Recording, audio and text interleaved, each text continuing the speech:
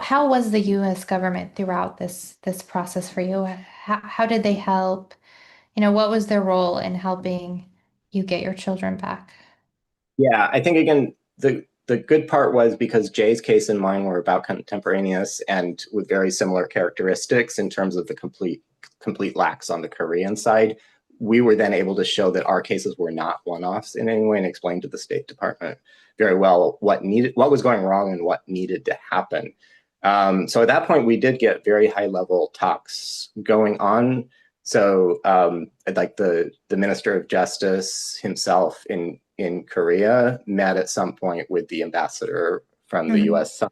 There were talks in DC with the Korean ambassador there, the presidential level talks on both sides and that kind of thing. So behind the scenes at a lot of other meetings, we found out at trade meetings and those things, even though they weren't like making it like, okay, you better send the kids home tomorrow or we're going to cancel this treaty or something like that.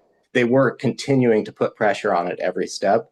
So the final result was, yeah, it was the creation of a task force team. So the task force team inside the US government then working together with the embassy officials.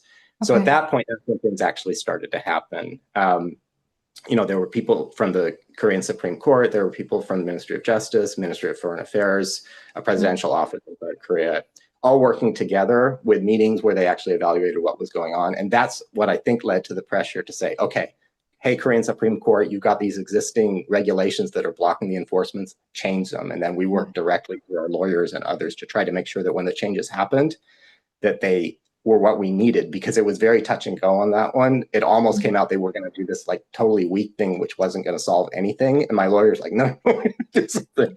So I had actually at some point done a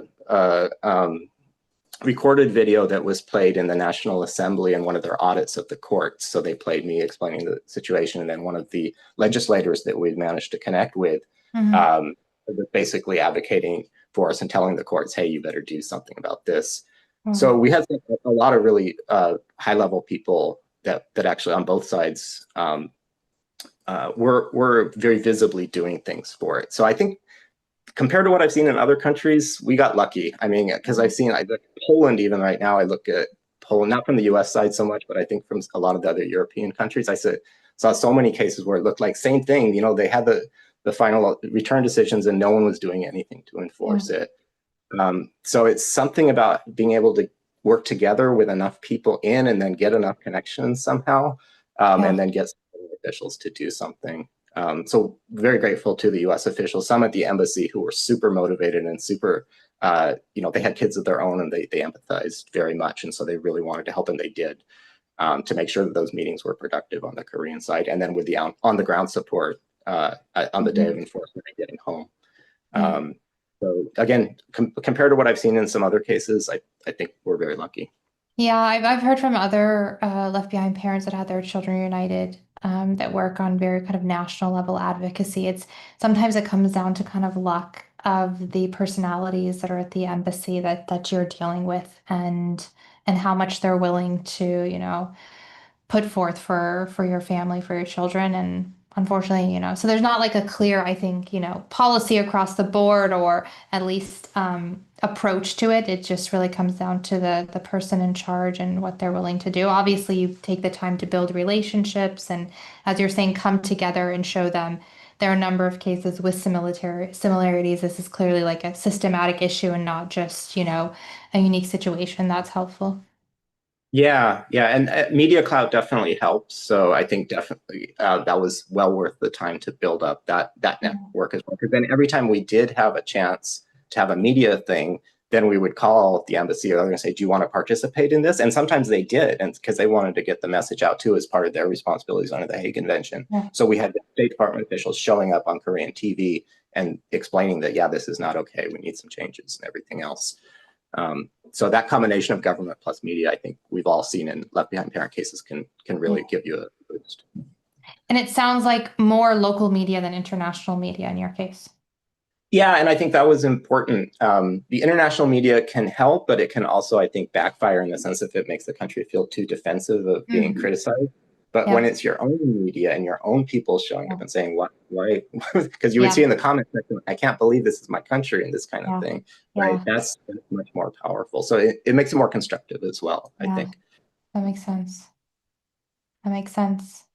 Well, this has been very, very great, and yeah, I've learned a lot from you sharing your story, John, and just how the children have, reintegrated back into your family, into American society. And I think a lot of the listeners will really appreciate, hearing your story and getting a little bit of hope for their cases.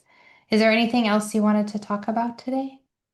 No, just always to express gratitude to all of the people who were involved every step along the way. Find My Parent obviously was critical on this one. So many different people coming together to make it happen. And again, I'm just gratified that it wasn't just my case. As a result, I'm in direct contact with quite a few people who are now able to enjoy life with their kids again, and so that just makes all the difference. Yeah, that's amazing. There's a lot of people that are working at really every level, grassroots, state, regional, international levels. And they're all making a little bit of change every day, but that all comes together and changes, the future for children who need to be growing in an environment that's safe and loving and where they have both, not just both parents, but both families, both cultures, that whole support system, the cousins, the grandparents, the aunts, uncles, all of that. So yeah, everybody's doing their part, and sometimes it can feel like, it's just like the tip of the iceberg, so much left to do, but keep just going at it.